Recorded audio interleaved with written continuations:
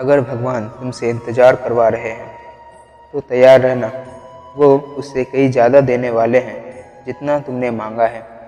जिस तरह लोग मुर्दे इंसान को कंधा देना पुण्य समझते हैं, बस इसी तरह लोग जिंदा इंसान को सहारा देना पुण्य समझने लगे तो ज़िंदगी आसान हो जाएगी।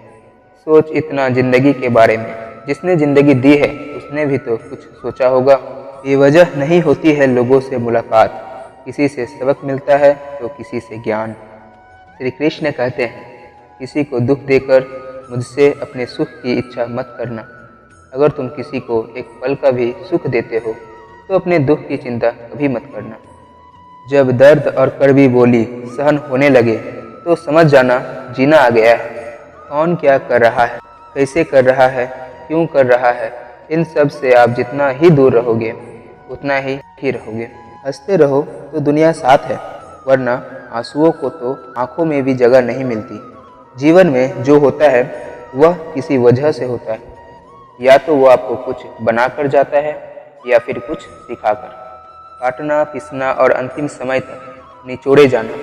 गन्ने से बेहतर कौन जानता है कि मीठे होने का नुकसान कितना होता है। जब कोई दिल दुखाए तो सबसे बेहतर है कि हम चुप हो जाएं, क्योंकि जिन्हें हम जवाब नहीं देते हैं उन्हें फिर वक्त जवाब देता है। अंधे बहरे और गूंगे बनकर अपने लक्ष्य पर ध्यान देते रहो। यहाँ इतने खाली इंसान हैं कि ना खुद कुछ करेंगे और ना करने वालों को कुछ करने देंगे, और उनका मनोबल भी तोड़ देते हैं। लोग जरा सी बातों पर आपको छोड़ देते हैं और भगवान जरा सी प्रार्थना से आपका हाथ थाम लेते हैं। कर्मों से डरिए, ईश्वर से नहीं। ईश्वर तो माफ़ कर देता है। अच्छा काम करते रहो, चाहे कोई सम्मान करे या ना करे, क्योंकि सूर्योदय तब ही होता है जब करोड़ों लोग सोए रहते हैं। दुनिया में हर एक काम आसान है, केवल अंदर से आवाज़ आनी चाहिए। हमेशा मेहनत और उस परमात्मा पर विश्वास रखना ही सफलता का सूत्र है। जीवन में सबसे बड़ी गलती वह है जिस गलती से हम कुछ सीख नहीं पाते हैं। जो व्यक्ति अपने मन को काबू में कर सकता है वह जिंदगी में कुछ भी कर सकता है। इंसान की अच्छाइयों पर सब खामोश रहते हैं, लेकिन चर्चा अगर बुराई पर हो तो गूंगे भी बोल पड़ते हैं। श्री कृष्ण कहते हैं, तुम्हारे बीते हुए कल को तो मैं ठीक नहीं कर सकता, लेकिन तुम अगर वर्तमान में अच्छा कर्म करोगे तो मैं तुम्हारे आने वाले कल को जरूर उजागर करूँगा। झूठी बातों पर लोग आपकी वाहवाही करेंगे, वही लोग आपको तबाह करेंगे। बुरे से बुरा क्या ही होगा, हम तो हमेशा ही सोच लेते हैं, मगर अच्छे से अच्छा क्या होगा हम यह कभी नहीं सोचते। जो ईश्वर रात को पेड़ पर बैठे पक्षियों को कभी गिरने नहीं देता, तो सोचो वह तुम्हें अकेला और बेसहारा कैसे छोड़ सकता है। आज के ज़माने में कोई अपना नहीं होता, सिर्फ लोग तब तक साथ देते हैं जब तक उनका स्वार्थ होता है। अगर कोई अकेला है तो इसका मतलब यह नहीं कि उसको कोई पसंद नहीं करता, बल्कि वह अकेला इसलिए है क्योंकि उसने दुनिया की औकात जान ली है। एक बार राजा और उसका मंत्री तलवार साफ कर रहे थे। तलवार को साफ करते समय अचानक राजा के पैर पर तलवार गिर गई और राजा की पैर की उंगली कट जाती है। उस राजा की उंगली कट जाने के कारण उसे बहुत तकलीफ़ होती है, बहुत दर्द हो रहा था। लेकिन उसका मंत्री कहता है, शांत रहिए महाराज, जो होता है अच्छे के लिए होता है। राजा को यह बात सुनकर गुस्सा आ जाता है। वह मंत्री से कहता है, मेरी उंगली टूट गई और तुम कह रहे हो कि अच्छे के लिए हुआ। वह मंत्री राजा को समझाने की कोशिश करता है, पर वह राजा नहीं मानता और बिना सुने गुस्से के कारण मंत्री को काल कोठरी में बंद करने का आदेश दे देता है। मंत्री को इस बात का कोई दुख नहीं होता, क्योंकि उसका अभी भी यही कहना था कि जो होता है अच्छे के लिए होता है।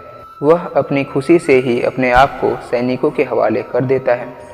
राजा इस बात को सुनकर चौंक जाता है और सोचता है कि मेरा मंत्री कितना मूर्ख था। उसे लग रहा था कि मैंने उसे अच्छाई के लिए कैद किया।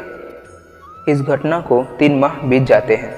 एक दिन राजा अपने सैनिकों को लेकर जंगल में शिकार करने जाता है। राजा को एक हिरन दिखता है। हिरन का पीछा करते करते राजा घने जंगलों में चला जाता है। वह हिरन को पकड़ नहीं पाता। और वहीं जंगलों में खो जाता है। वह बाहर आने के लिए रास्ता ढूंढता है, लेकिन रास्ता उसे नहीं मिलता। तभी कुछ आदिवासी लोग उसे घेर लेते हैं। उन लोगों को पता नहीं था कि वह राजा है। वह लोग अपने देवता को बलि चढ़ाने के लिए इंसान को ढूंढ रहे थे। आदिवासी लोग राजा को पकड़कर अपने इलाके में ले जाते हैं और राजा बार बार उन्हें समझाने की कोशिश करता है, लेकिन वह लोग कुछ भी नहीं समझ रहे थे। वे लोग खुशी से नाच रहे थे।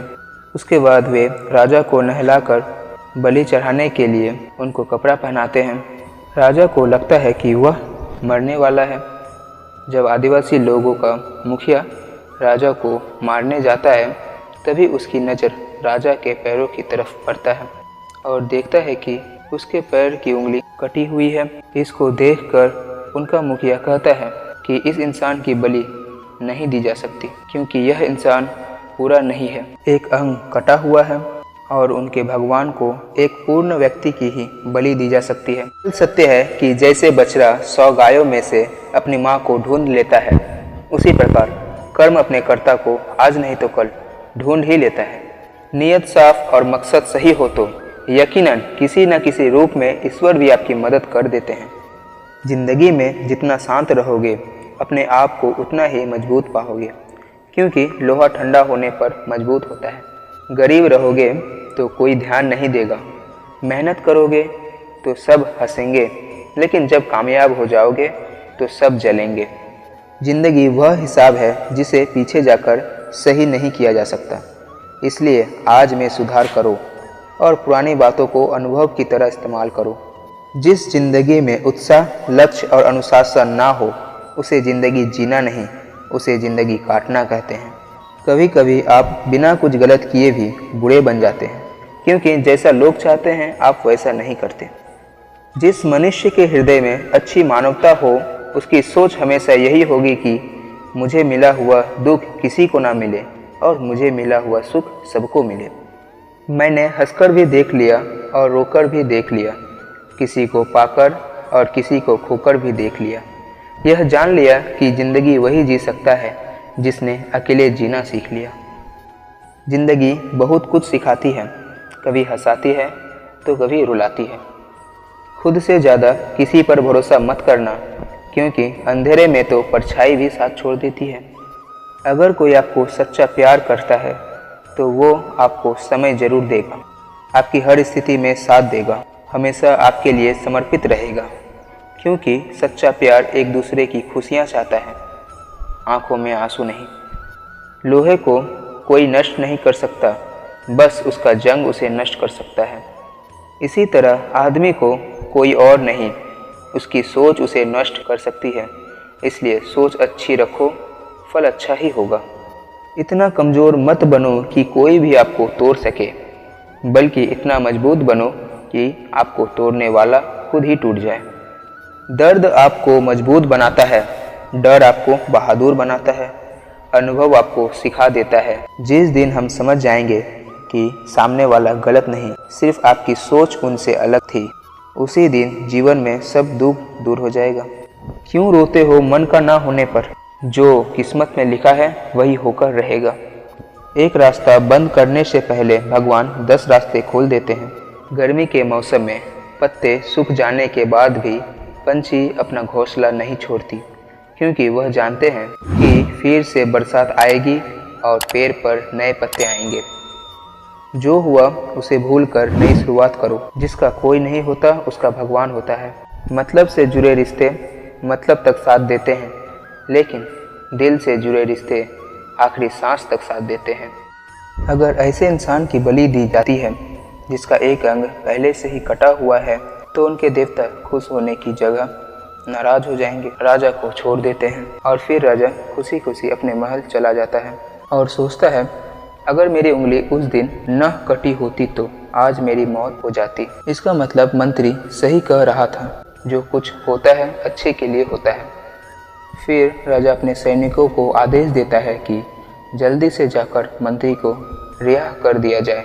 फिर राजा मंत्री को अपना पद वापस देता है और पूछते हैं, मंत्री उस दिन मेरी उंगली कट गई, मेरे लिए अच्छा हुआ, मैं मान गया, लेकिन तुम जेल में थे तुम्हारा क्या अच्छा हुआ? मंत्री खुशी खुशी राजा से कहता है, महाराज आप शिकार पर जाते तो आपके साथ मुझे भी आना पड़ता, और अगर मैं आपके साथ जाता तो वो लोग मुझे मार देते। मंत्री की बात सुनकर राजा को समझ आता है कि जो भी हमारे जीवन में होता है अच्छे के लिए होता है। अब हम हमारे जीवन में देखें तो हमारे जीवन में भी कई सारी मुसीबतें आती हैं, पर हम उनका सामना नहीं करते, हम उनको ही दोष देते हैं। यह मुश्किलें हमें आगे बढ़ाने और मजबूत करने के लिए ही आते हैं। बस हमें उन मुसीबतों को सकारात्मक तरीके से देखना चाहिए, क्योंकि हर चीज़ कुछ न कुछ सिखा कर ही जाती है। हर व्यक्ति के जीवन में सुख और दुख का आना जाना बना रहता है। दोस्तों, आशा करते हैं कि यह वीडियो आपको पसंद आई होगी। फिर मिलते हैं जल्द ही नए वीडियो के साथ। अगर यह वीडियो आपको अच्छी लगी हो तो लाइक करें, शेयर करें और सब्सक्राइब करें। राधे राधे।